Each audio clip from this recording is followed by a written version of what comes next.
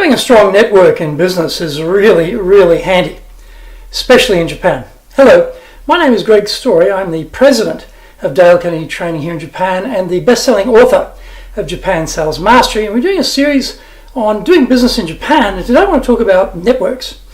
Japan is a country of networks. It's unbelievable here.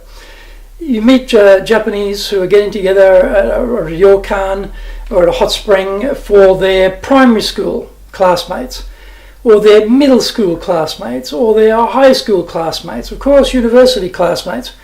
That functionality in Japan is phenomenal. They keep these relationships through their whole lives.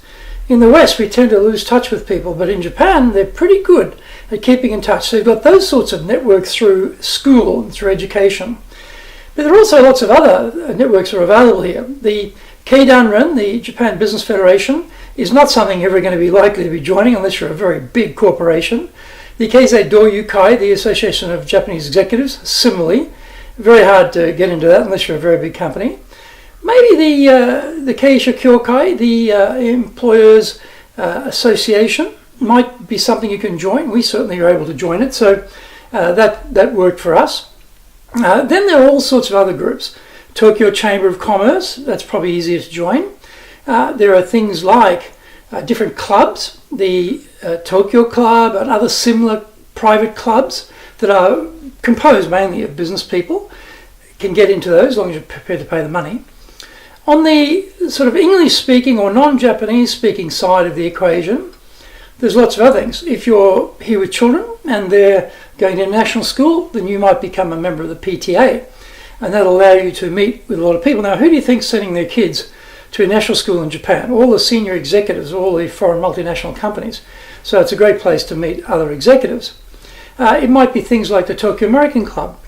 This is a very well-established organization, very old, and a lot of people belong to that. And they also host a lot of events there where you can mix and meet with people. The American Chamber of Commerce, again, very old, very well established, very active, lots and lots and lots of functions, great opportunity to meet people. The British Chamber, similar thing. French Chamber, the Swiss Chamber, the German Chamber, the Italian Chamber, every Swedish Chamber, every country have their chamber. Australia New Zealand Chamber, which I was president previously.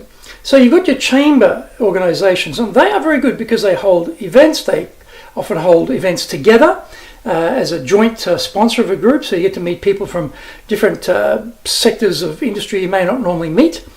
So this is very, very good. Then you have other things like, say, for example, private, what we call in Japanese, benkyokai, sort of private study groups.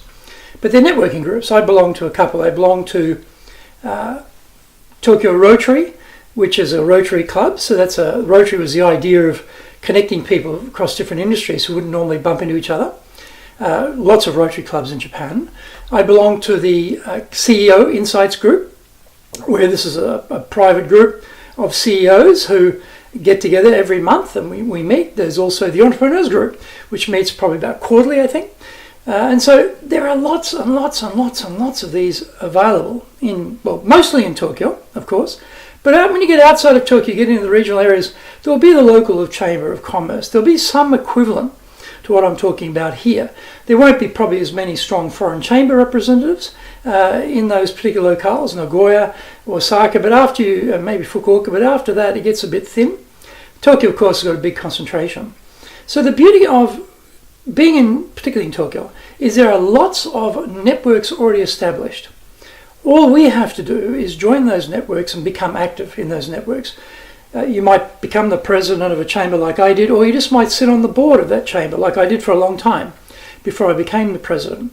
And this puts you at the center hub of what's going on with the multinational gaishike organizations in Japan. So when you get to Japan, look for these associations.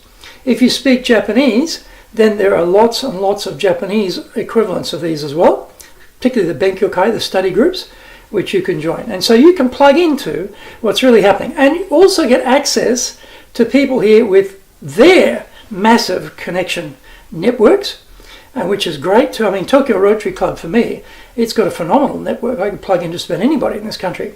And you'll have other similar things like that. So you've got your initial person you contact with, and then you've got their entire network, which through them you can tap. So great opportunity to plug into what's going on here, great opportunity to meet new people, and great opportunity to build your personal network in Japan.